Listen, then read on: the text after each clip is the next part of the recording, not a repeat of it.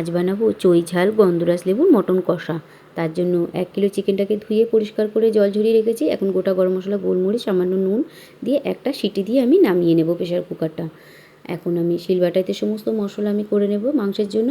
এদিকে কড়াইতে আমি পরিমাণ মতো সরষের তেল গরম বসিয়ে দিয়ে তাতে একে একে আলুগুলো তুলে দিলাম, লাল লাল করে ভেজে তুলে নেব। ওই তেলে সাদা জিরে ফোড়নে দেবো, ফোড়ন থেকে সুগন্ধ বেরোলেই পেঁয়াজ কুচিটা দিয়ে দেবো, দিয়ে লাল লাল করে ভেজে নেব। এখন লাল করে ভাজা হয়ে গিয়েছে, তাতে দিয়ে দেবো আদা বাটা, রসুন বাটা, কাঁচা লঙ্কা বাটা। এই মশলাটা আমি ভালো করে কষিয়ে নেব যতক্ষণ পর্যন্ত মশলা থেকে কাঁচা গন্ধ ছেড়ে যাচ্ছে। কাঁচা গন্ধ ছেড়ে গেছে, এবার নুন হলুদ পরিমাণ মতো দিয়ে দেবো, দিয়ে আরও একটু 2 থেকে 4 মিনিট নাড়াচাড়া করে এবার সেদ্ধ করা মটনটা দিয়ে আরও 4 থেকে 5 মিনিট ভালো করে মশলার সঙ্গে কষিয়ে নিয়েছি। এখন ফ্যাটানো টক দই দিয়ে দেবো, দিয়ে আরও 2 থেকে 4 মিনিট ভালো করে কষিয়ে নেওয়ার পরে এখন দিয়ে দেবো ভেজে রাখা আলু, দিয়ে একটু নাড়াচাড়া করে নেবো হালকা হাতে।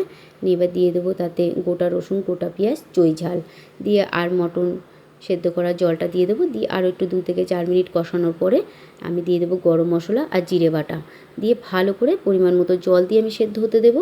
এখন মাংস পুরোপুরি সেদ্ধ হয়ে গেছে। লেবুর পাতা, লেবু দিয়ে ততক্ষণ পর্যন্ত দেখে দেবো যতক্ষণ পর্যন্ত কালারটা চেঞ্জ না হয়ে যাচ্ছে। তারপরে আমি মটনটা তুলে নিলাম, গরম গরম ভাতে ফাটাফাটি মুখে দিতে।